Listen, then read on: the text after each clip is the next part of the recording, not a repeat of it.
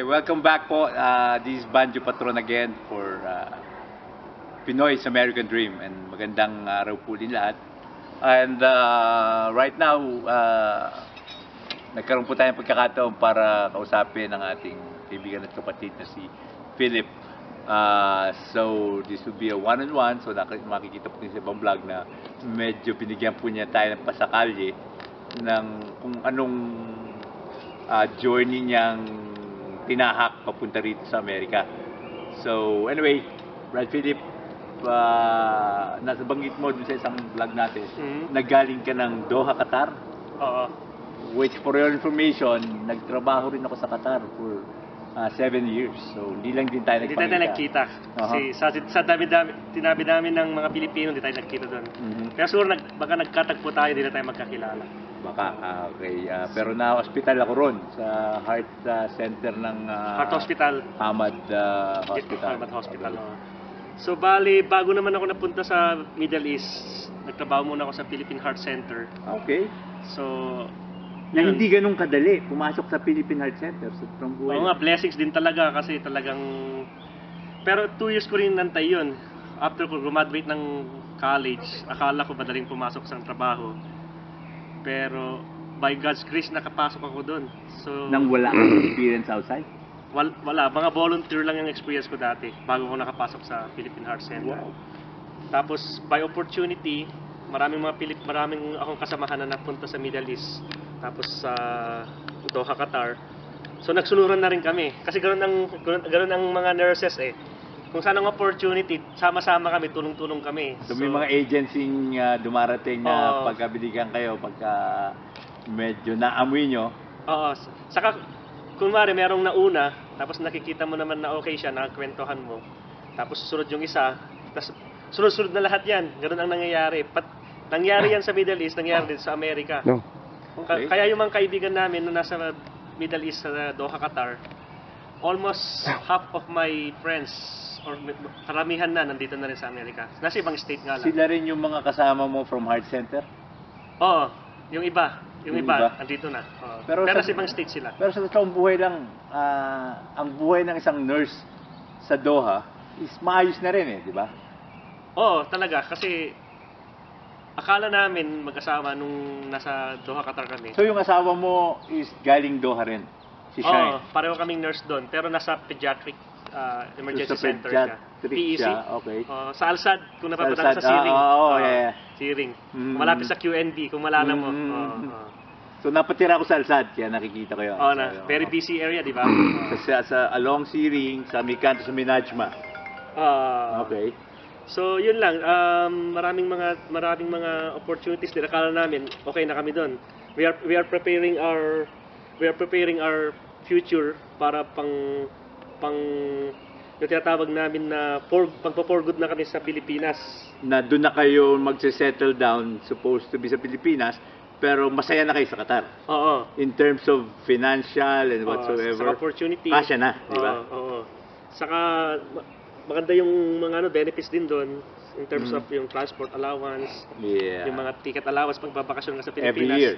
Wala kang mortgage na binabayaran, di ba? Yun nga lang, wala kang alam bahay. Yun naman. Lang, diba? Yun naman. Pero, ano nag-trigger sa'yo o bakit suddenly nag-ibang plano nyo na mapunta sa Amerika? Actually, kung nurses naman, everyone's dream talaga is American dream eh. Kung nurse ka talaga. Yeah, pero, dito nga, sabihin, pagka daw anak ka ng isang Pilipino, pipilitin ka, sabi nga ni Jokoy, shout out kay Jokoy, na pipilitin kang mag-aral ng nursing para maganda daw ang buhay mo rito. So, it's an American dream pagka nurse ka. It's American dream talaga. And talagang hindi naman namin in-expect kasi yung opportunity dumarating yan na yung mga hindi mo in-expect eh. So, bigla na lang na nagkaroon ng opportunity. Pero meron kami pending application for many years. Ako meron akong pending applications.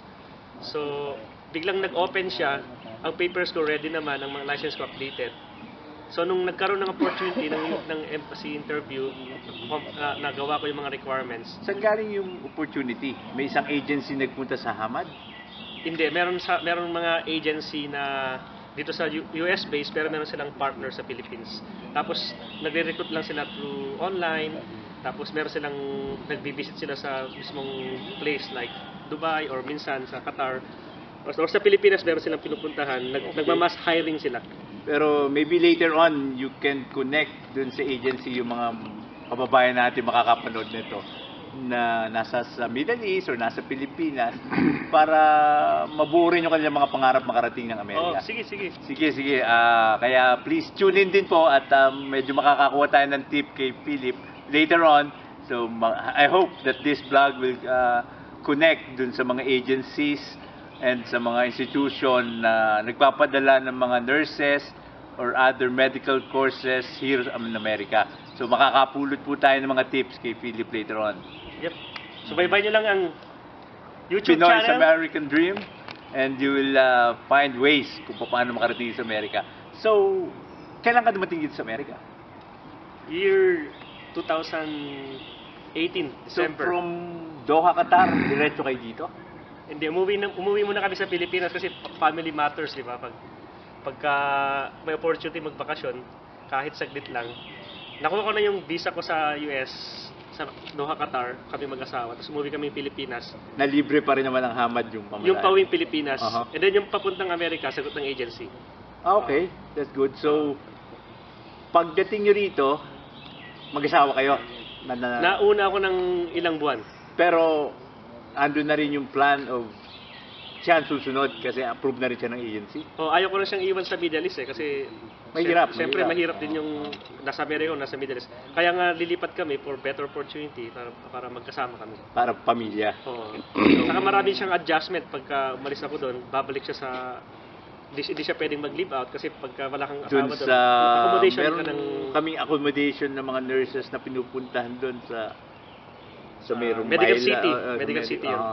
bago na yon sa Medical Oo, City. Medical City. Dati meron dun isang grupo lang din yung kung saan pupuntahan mo para magpapirma kami ng mga apply ng credit cards and whatsoever. Oo nga, Kami yung nasa nagkatrabaho bangko sa ka pala bangko dati. para Oo. sinusugunan. So, ganong katagal sumunod si Shine dito? ano lang, dumating ang December 5, dumating siya ng January 10. So almost less than a month lang. Wow. So, Kasi may visa rin siya, sabay kami na may visa. Within 6 months dapat makapasok ka ng USS para hindi para valid pa rin yung mo entry visa mo. and at that time, kasal na kayo? Oo, kasal na rin kami Okay. nun. So, saan kayo kinasal? Sa Qatar na? Sa Philippine Embassy. Sa Philippine Embassy sa Qatar. Oo. So, Tapos nag-church wedding kami sa Pilipinas. nung bago kayo magpunta rito or Prior to that, 2016. okay, so 2018 dito. So pagdating nyo rito, nakaabang na yung hospital. So saan kayo magtatrabaho? Meron ka ng job offer, indicated na rin yung mga benefits mo, saka yung facility mo. So mamimili ka pa ng job offers or may isa lang din? Sa agency namin, bibigyan ka ng mga mag-interview sa yung iba't ibang hospital, Okay. mga iba't ibang employer, tapos kung saan ka ma-hire, tapos kung saan mo nagustuhan yung maganda yung benefits, saka opportunity. So, sabihin mo na sa sa agency mo. So ganun. So iba-ibang hospital pa rin pala. Iba't Para ibang pagdating state mo din. rito, wala pang definite hospital or specific hospital and may mga interviews. And blessings is magkasama kayong natanggap doon sa hospital design. Ang nangyari, ako lang yung nasa agency, tapos siya yung dependent ko. So, wala pa siyang license nun ng As nurse? As nurse. Kaya 6 months siya nag-antay. Nag-aral pa rin siya rito. Hindi, nag-exam lang siya. So, ako lang yung nag-work muna. Tapos after 6 months, nagkaroon siya ng license at nagkaroon din siya ng work dito. Okay. At doon na nabuo habang wala siyang trabaho si Brielle.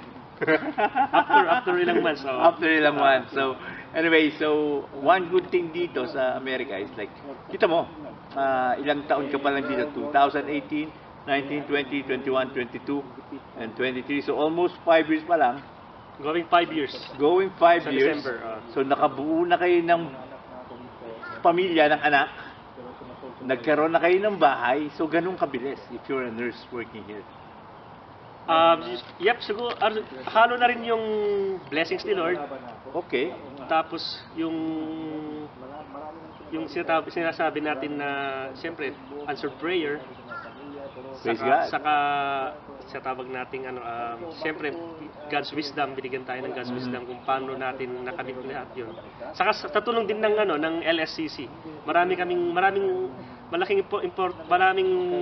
malaking advantage yung meron kang mga kaibigan, lalo sa mga kasama mong Kristiyano dito sa Amerika, na nauna sa iyo at handa silang bigyan ka ng payo at i-guide ka nila habang bago ka dito.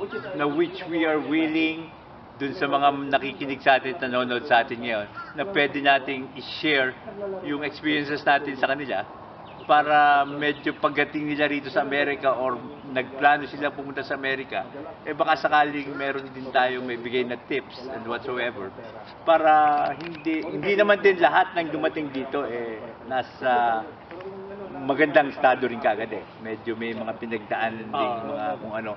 And for you, nakikita ko na dahil nasa tamang landas ka because of the guidance is naayos din na lahat, hindi naging mahirap sa'yo. Pero siyempre meron ding mga ups and downs. Siyempre, lalo pa nung wala pang trabaho yung asawa ko, so Medyo kailangan tight yung tight budget. budgeting. Pero siyempre nung nasa Middle East kami, nag-funding kami kasi nababasa na rin namin yung mga kakilala namin na nauna rito, so naging prepared kami kung ano yung mga in-expect dito. And ang isang maganda rin lang nangyayari sa inyo na sa inyong mag-asawa is nane-negotiate nyo sa mga hospitals na pinagtatrabuhan nyo yung schedule nyo to give way para magpalaki ng isang bata. Yun So, mahirap magpalaki ng bata rito. Although masasabi nga nila dito pagka daw dito na lumalaki yung bata is napapag-aral mo ng libre, napapag-aral mo ng ayos, which is good. Pero pagka ganyan toddlers pa lang, medyo mabigat magastos din Oo. Pero so far, hindi pa naman nag-aaral si Biel. So, malalaman natin yun soon. Later on. Later on. Which is in God's grace. So, God's wala grace. problema. Darating ang nanay mo, I heard. Oo. So, which malaking tulong din. Malaking tulong kasi talagang at least may additional family sa Amerika kasi dumating kami sa Maryland, wala kaming kamag-anak dito. Pero ako, walang kamag-anak sa Maryland, pero yung asawa ko may mga kamag-anak. Pero sa Amerika kasi busy rin ang bawat tao. Meron kanya-kanyang work sila, yung mga kabisigan sa buhay. So just focus lang sa family mo, then they are here to help naman pag kailangan. Okay, that's nice to hear. Anyway, I will not make this long anymore. So thank you, Philip. And meron ka bang gustong ibigay na tips or advice sa mga kababayan natin back home? Ano lang, basta mag-pray lang, bibigay ni Lord. Lalo na pagka nasa Amerika ka na, basta wag mo lang kalimutan kung ano yung purpose ni Lord, bakit ka dinala kanya sa isang lugar. Gaya namin, nasa Amerika kami, so merong dahilan kung bakit nandito kami. Okay, thank you, Philip. Maraming salamat, brother Philip. Thank you. And muli, isang pinagpalang araw po sa inyong lahat, mga giliw punta Kamasid. And ito po ang Pinoy's American Dream. Stay tuned lang po. Please like, subscribe, and follow. At marami pa po tayong bibigay sa inyong mga kwento. Muli, maraming po salamat.